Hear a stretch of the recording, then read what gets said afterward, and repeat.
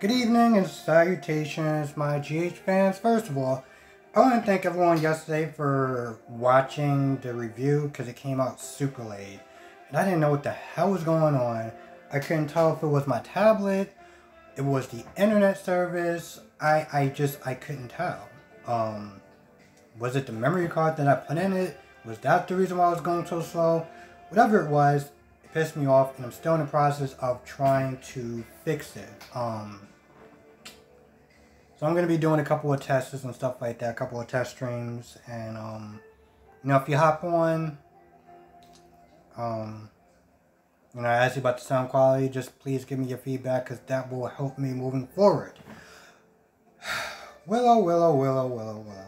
This girl irked the living hell out of me today. She really did. I don't understand her stance whatsoever. I know a lot of people don't like this girl, and I've been trying to give her the benefit of the doubt. And besides, especially when she whooped Nell's ass, I was like, you know what? I gave her a lot more respect after that. It's the same thing with Jocelyn. My eyes, she kind of leveled up. But in this episode, I didn't really understand what was she thinking. I mean, first of all, you got Michael Smith there making a deal with the DA from Landfair, from One Life to Live.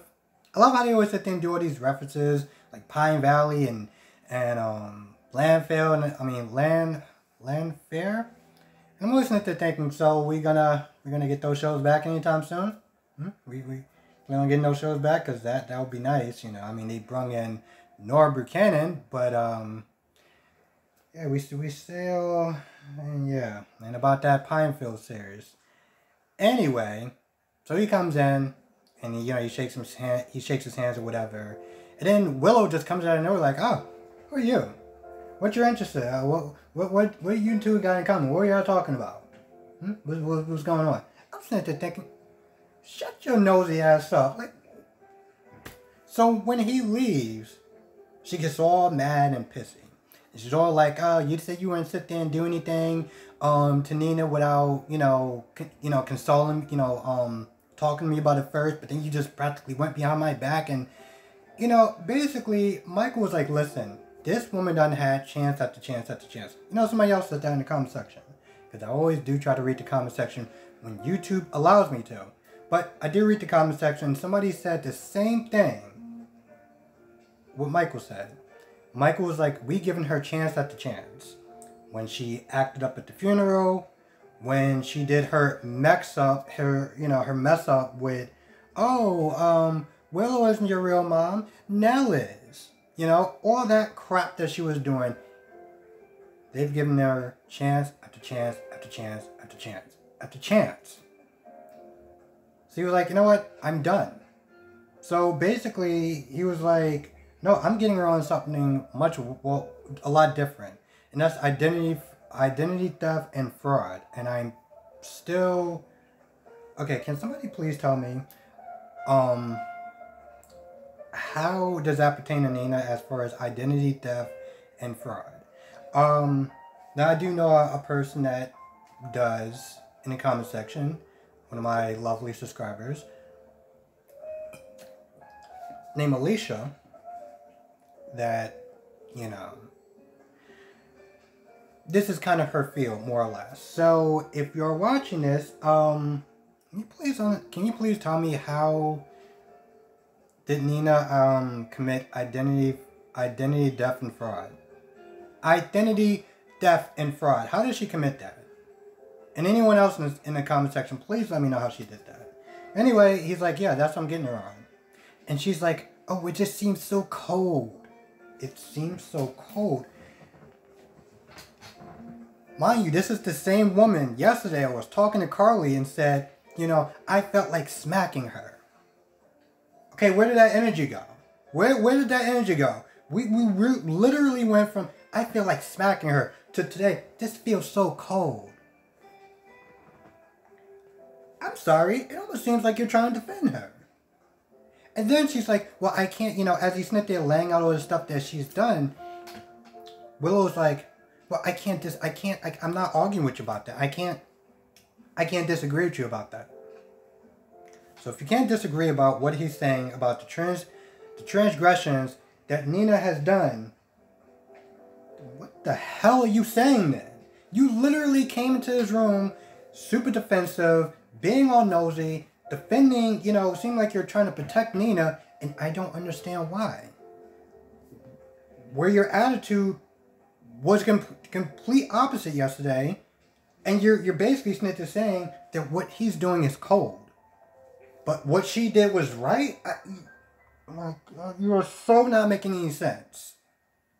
And I think that was the most frustrating part about watching Willow say all the stuff that she was saying, because I'm just like,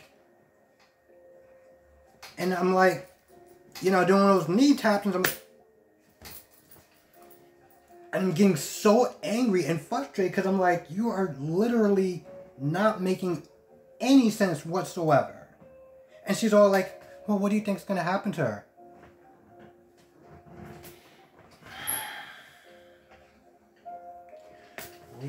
What does this mean for Nina? What does this mean for Nina?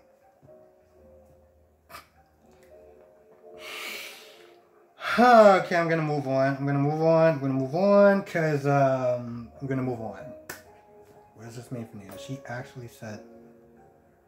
Now, towards the end of this episode, when Nina wanted to sit there and buy Charlie's from Ava.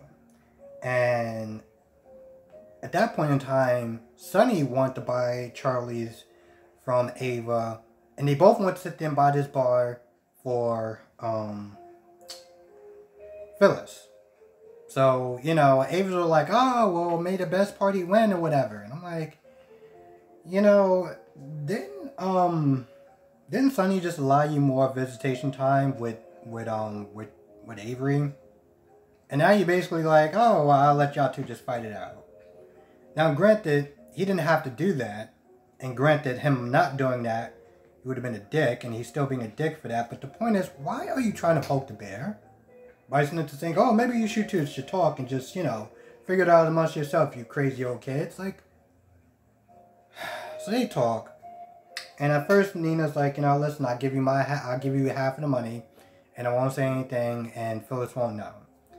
But, Sonny had a problem with that, lying to her, and also being connected in any way towards Nina. And so, they both agreed that Sonny should buy the bar. And, she won't say anything about what happened between them. And, when she asked Sonny, she was like, well, you haven't said anything to her about us. And basically was like, oh, well, I'm trying to get my life back together with her after 9 months. I'm like, yes, that's all good and great, and I get you're angry at her, but you're basically saying that, well, Carly doesn't have the right to know.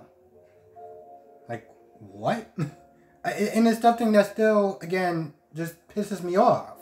I'm like, bro, you were literally just like, no. I'm going to make sure she doesn't know about what we did. Even though I didn't have a memory, I had no memory. And so technically it was kind of really not my fault. But just the idea of it, especially since I gave her so much smoke about her and Jason. Now, I don't want her to know. So, okay. Alright, bro. When she does know, when she comes at you with fire, do not sit there and look at me like, bro, you did this to yourself. Screw that whole guy code thing. You did that to yourself. Spencer decides to plead not guilty instead of guilty the minute that Ava walked into the courtroom and sat next to Nicholas. Despite Esmere telling her... Despite the fact that Esmere told Spencer not to do that, just to comply with your dad and Ava. Despite the fact that Ava and Nicholas pretty much wanted him to do that, the minute he looked at them, he was like, nope, I ain't doing it. Nope. So he pled not guilty, and Kevin decided to. Well, Kevin posted bail, said you can sit there and live with him under a few conditions. And get this. Are you sitting down for this? Okay. Sorry, I gotta prepare myself for this. Alright. Kevin told Spencer that he had to get a job. A job. I mean, when he said that, I was like, I thought this guy was gonna have a heart. I thought he was just gonna faint. It was one of those things. I was like, wow, this privilege. One of those things that you had to do is get a job. You know, it's gonna be so interesting seeing him get a job. I'm not gonna lie, the way Kevin said it was like, well, one of those conditions that you have to get a job. I was like, oh no, did you hear that? Yo, I gotta sit there and tell DC Soap Sanctuary that Kevin told Spencer that he had to get a job. Why did he make that one of the first things? Whatever. Esmere walks up to Cam and Jocelyn Smith. They're talking about, oh, you know, we all want what's best for Spence, and you know, now we can be friends. Why? Like, why? And you know, there was a couple of times that Cam was like, kind of not defending Esmere, but like he seemed like he wanted to give it a chance. He wanted to give Esmere a chance as far as being friends, and I'm just like, why? What is wrong with you? Is it because you think that in some sort of way that this girl, like, you're attracted to her? Is that why? Is this like what is your angle? I don't understand why you're sitting there like. I feel like he's so ready to sit there, like, I felt like he was just ready to sit there and say, yeah, you know, we're gonna all be friends. Did you not see the way she was sitting there acting before? You stupid. Okay. I still think that at that point that Spencer should have just defended himself at that point. Because even there was one point where the lawyer was sitting there talking to him, and you know, she was all like, "Oh, well, are you gonna? What's your plea? I got other cases to do." Man, I feel so sorry for those unlucky bastards. They gotta sit there and deal with you. You know, earlier Kevin was sitting there talking to Nicholas, and didn't really mount up to anything. I mean, you know, Kevin just sit there and say that, you know, he was partly responsible for the way that Spencer was behaving. But, I mean, we already know that. Like, we already know that. But, whatever. I guess it's for the new people that's just watching for the first time. So, okay, whatever. Valentine's not looking so good. He's going to have to go back to the U.S. To get proper medical care. Because, apparently, they're just not equipped to do the stuff that they need to do. So, this way he can kind of get out the woods. And Victor wants immunity. He wants immunity. He tries to talk to Robert.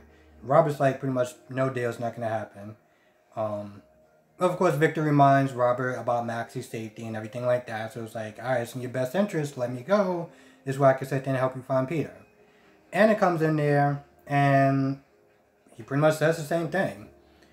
And so, you know, she's like, alright, we'll see. And he gets back to talk to Valentine because now he's awake, and Valentine's just like, yo, don't trust him. But, you know, at this point, Anna's like, we don't really have a choice. Like, he knows the knowledge, he has the knowledge, he has the resource, he has the money.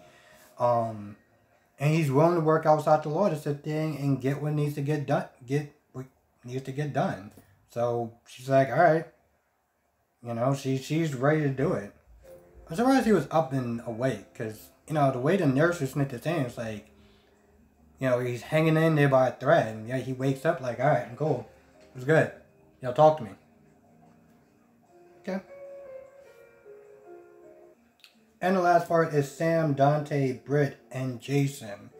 Long story short, Sam realizes that she can't do anything more as far as helping the search, which I feel like she still can, but for reasons that are beyond my knowledge, she's like, well, I took this as far as I can take this, and I'm gonna go back home. And Dante's like, alright, I'm gonna go with you. And Sam is like, you know, I have to, but Dante's like, I want to. I'm like, well, you can be helpful too, but okay, whatever, fine. Fine, whatever. It looks like Sam and Dante came in there, started the search, and then they just tagged in 2 other people. So that's pretty much where it goes. You got Britt and Jason going back to the holding cell to, I guess, retrace Liesel's last known. Like they kind of like retrace her steps so this way they can find her, whatever. So, should be interesting.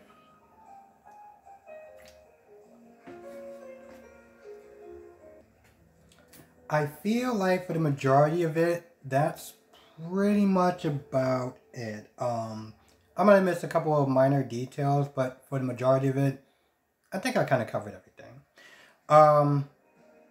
Also, I may try to go live on Sunday. I took Sunday off because my friend's birthday is this Saturday, and well, whenever I go out, we start drinking, and then, well, it's one of those things. It's like, I'm gonna take the next day off just in case things, get out of hand.